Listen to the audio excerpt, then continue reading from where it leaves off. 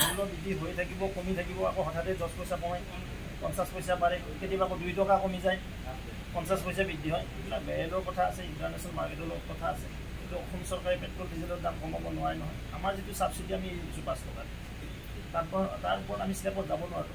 আৰু মই ৰাস্তাত আজি দেখিছোঁ কিমান গাড়ী কিনিছে। যদি সকলোৱে কম কম গাড়ী ইউজ কৰোঁ, সেইটো অট'মেটিক পেট্ৰল ডিজেলৰ দাম কমি যাব।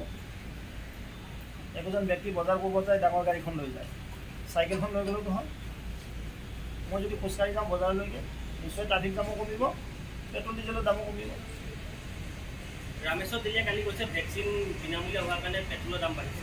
পেট্ৰলৰ দাম মই কৈছোঁ যে ভেকচিনটো কি কাৰণে ক'ভিডক আমি প্ৰতিহত কৰিব লাগিব। নাম্বাৰ 1, কিছু নহয় কিছু ঠাইত চেক্ৰিফাইচ কৰিব লাগিব। মই ক'বনে এটা কথা যে মই খোজকাঢ়ি কিয় যাব নোৱাৰোঁ বজাৰত, কিয় মই বাইকখন লৈ যাওঁ, মোৰ ল'ৰাটোক কিয় বাইকখন দিব লাগে।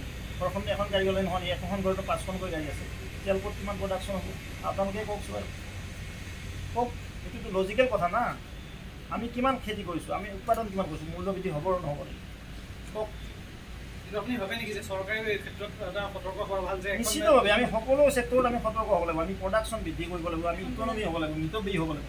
স্কুল কলেজৰ ল'ৰা ছোৱালী যে কলেজত বাইক লৈ যায়, চাইকেল লৈ যাওক, ফুৱেলটো কমিব। আমাৰ কনজামশ্যনটো যেতিয়া বৃদ্ধি হ'ব, শুনক, যোগান আৰু ডিমাণ্ড আৰু যোগান, ডিমাণ্ডটো যেতিয়া বৃদ্ধি হ'ব, যোগানটো কম থাকিব, এইটো বৃদ্ধি হ'ব। এই মূল্য এইটো সকলোৱে জনা কথা, এইটো সূৰ্যৰ পোহৰৰ নিচিনা কথা। তাত কোনো চৰকাৰে তাক হেৰি কৰিব নোৱাৰে। কিন্তু চৰকাৰী যিসকল বিধায়ক বা মন্ত্ৰী যিসকল থাকে তেওঁলোকেও বহু যিহেতু গাড়ী সঁচাই মই সেইকাৰণে মই নাম নাই এস্কৰ্টাৰ নানো, মই সুধা এখন গাড়ী লৈ দিছোঁ। মানে সকলোৱে চেক্ৰিফাইচ কৰক দেশখনৰ কাৰণে, ৰাষ্ট্ৰখনৰ কাৰণে। মন্ত্ৰী বিধায়কেও কৰিব লাগে, সকলোৱে কৰক, আমিও কৰিম, আপোনালোকেও কৰক। আপোনালোকৰ চাইকেল অহা কৰক, ডাঙৰ গাড়ীখন কিয় লৈ আহে, এখন বাইকত 3টাকৈ অহা কৰক। চৰকাৰৰ লাইচেঞ্চ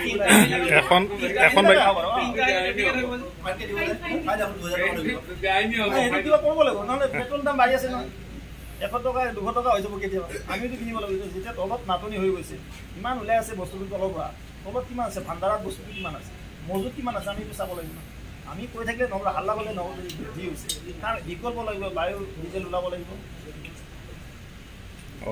কিছু বুজি পাইছে নাই, বায়ু ডিজেল ওলাব লাগিব, চ'লাৰ এনাৰ্জিত আমি গাড়ী চলাব লাগিব, আমি ইলেক্ট্ৰনিক গাড়ী আনিব লাগিব। তেতিয়াই কিছু এইবিলাকৰ পৰা আমি হাত সাৰিব পাৰিম। এটা ইনোভেটিভ আইডিয়া ল'ব লাগিব। আমি এটা কথা কৈ থাকিম যে তেলৰ দাম বৃদ্ধি হৈছে, বস্তু প্ৰডাকশ্যন, ধান কিমান প্ৰডাকশ্যন, মাছ কিমান প্ৰডাকশ্যন হৈ আছে।